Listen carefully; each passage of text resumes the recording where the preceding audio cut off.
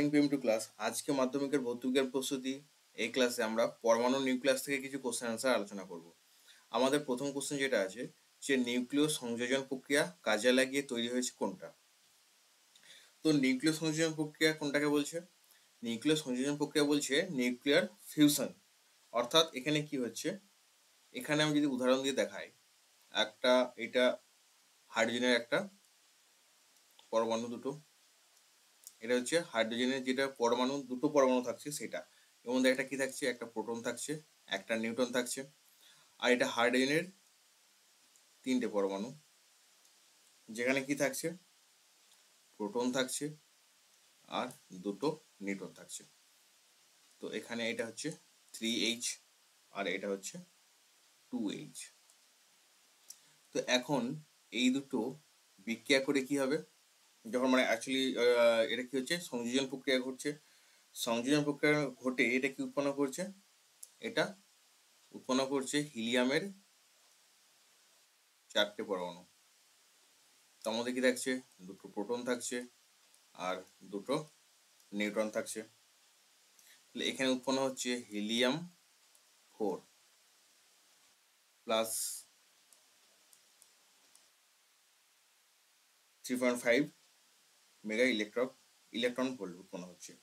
তার সাথে কি উৎপন্ন হচ্ছে, এটা উৎপন্ন হচ্ছে একটা নিউট্রন প্লাস উৎপন্ন হচ্ছে 14.1 MeV। এটা হচ্ছে নিউক্লিয় সংযোজন প্রক্রিয়া। তো নিউক্লিয় সংযোজন প্রক্রিয়া কাজে লেগে কি হচ্ছে, হাইড্রোজেন বোমা হচ্ছে নিউক্লিয় সংযোজন প্রক্রিয়া, অর্থাৎ নিউক্লিয়ার ফিউশন। এটা হচ্ছে ফিউশন, এটাকে কাজে লাগিয়ে। তো এটাকে কাজে লাগিয়ে কি হচ্ছে, তাহলে হাইড্রোজেন বোম। আমরা আর কোথায় দেখতে পাই, সূর্যের মধ্যে যে শক্তি উৎপন্ন হচ্ছে সেখানে নিউক্লিয়ার ফিউশন রিয়াকশন আমরা দেখতে পাই। এটা গেল আমাদের প্রথম কোশ্চেন। কোশ্চেন যেটা আছে যে নিউক্লিয়ার বিভাজন বিক্রিয়াকে কাজে লাগিয়ে তৈরি হয়েছে কি, হাইড্রোজেন বোমা, সৌরচুল্লি, পারমাণবিক বোমা আর ভ্যাকুয়াম বোমা। তো নিউক্লিয়ার ফিউশন, এখানে হচ্ছে এটা নিউক্লিয় বিভাজন, একে কি বলা হচ্ছে, নিউক্লিয়ার ফিশন, FISSION। এটা হচ্ছে নিউক্লিয় বিভাজন। এক্ষেত্রে তো কি তৈরি হচ্ছে, এটা তৈরি হচ্ছে পারমাণবিক বোমা। এক্ষেত্রে আমরা কি দেখতে পারি, বিক্রিয়াটা কি হবে, নিউক্লিয়ার ফিশনের ক্ষেত্রে আমরা যদি এখানে যেটা দেখব সেটা হচ্ছে একটা নিউট্রন থাকছে এখানে, সেটা কি করছে, U-236-92, এটা বিক্রিয়া করে উৎপন্ন হচ্ছে এখানে BA, অর্থাৎ বেরিয়াম 56-141 প্লাস ক্রিপ্টন 92, সরি এটা হবে 36, এটা হবে 92 প্লাস উৎপন্ন কি হচ্ছে, তিনটে নিউট্রন প্লাস হচ্ছে এনার্জি। এটা হচ্ছে নিউক্লিয়ার ফিশন অর্থাৎ নিউক্লিয় বিভাজন। এটা হচ্ছে পারমাণবিক বোমার ক্ষেত্রে। এখানে 3 নম্বর কোশ্চেনটা কি বলেছে, 3 নম্বর কোশ্চেনটা যেটা বলেছে যে ইউরেনিয়াম থেকে আলফা কণা নিঃসরণ দ্বারা যে তেজস্ক্রিয় মৌল সৃষ্টি করে।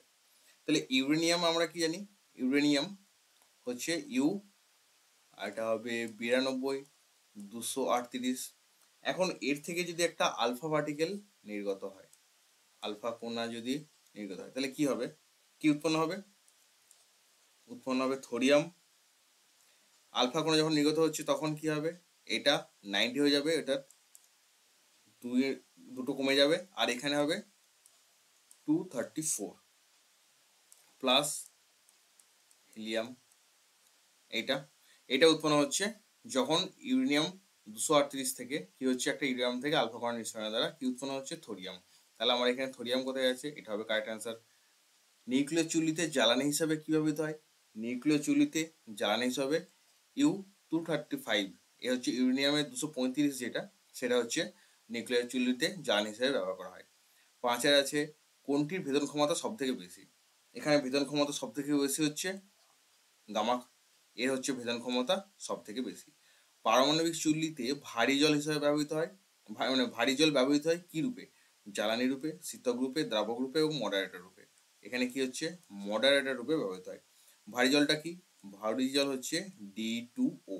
অর্থাৎ এখানে কি হচ্ছে, যেটা একটা জল যেটা হয় নর্মাল জল সেটা হচ্ছে H2O, আর ভারী জল যেটা হচ্ছে নিউক্লিয়ার চুল্লিতে কাজে লাগে কি মডারেটর হিসাবে, সেটা হচ্ছে D2O।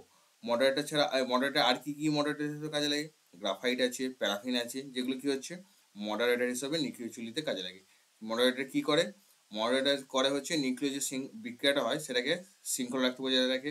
অর্থাৎ এই যে নিউট্রনগুলো উৎপন্ন হচ্ছে, এই নিউট্রনের এনার্জি গতিশক্তিটাকে কমিয়ে দেয়, যার ফলে কি হয়, এই যে চেন রিয়াকশন যেটা ঘটতে থাকে সেটা কন্ট্রোলে থাকে।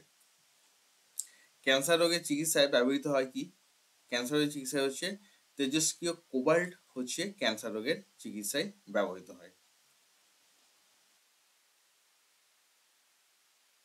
আরেকটা কি বলেছে, তেজস্ক্রিয় মৌলের খনিতে যে গ্যাসটি পাওয়া যায় সেটা কি, তেজস্ক্রিয় মৌলের খনিতে পাওয়া যায় একমাত্র এটা হচ্ছে হিলিয়াম গ্যাস। U92-238 পরমাণু থেকে একটি আলফা কণা একটি বিটা কণা যদি নির্গত হয় তাহলে কি উৎপন্ন হবে, তাহলে এর থেকে যে যে উৎপন্ন হবে সেটা তার পরমাণু ক্রমাঙ্ক এবং ভর সংখ্যা নির্ণয় করতে হবে। তাহলে U92-238 এখানে পরমাণু ক্রমাঙ্ক, যদি আলফা কণা নির্গত হয়, আলফা কণা যখন নির্গত হচ্ছে তখন কি হচ্ছে, এটা দুটো কি হবে, কমে যাবে, এটাও দুটো কমে যাবে। তাহলে যেটা উৎপন্ন হবে আমি ধরলাম সেটা x উৎপন্ন হচ্ছে, সেক্ষেত্রে এটা কি উৎপন্ন হবে 234, এটা হবে 90। এবং এখান থেকে যখন একটা বিটা কণা নির্গত হচ্ছে তখন কি হবে, বিটা কণা নির্গত হলে আমার এটা কি হবে, আমার পরমাণু ক্রমাঙ্ক দুটো বেড়ে যাবে। তাহলে এটা যদি y হয়, এটা x ধরলাম, এটাকে ধরলাম যদি y, তাহলে এটা থেকে কি হবে 92 আর এটা 234ই থাকবে। তাহলে আমার পরমাণু ক্রমাঙ্ক ভর সংখ্যা কি হবে 92 আর 234। এখানে আমার এ হবে কারেক্ট অ্যান্সার, 92 234 এটা হবে কারেক্ট অ্যান্সার। বিটা কণা হলো কি, বিটা কণা হলো একটা ইলেকট্রন, 10-এর এ হবে কারেক্ট অ্যান্সার।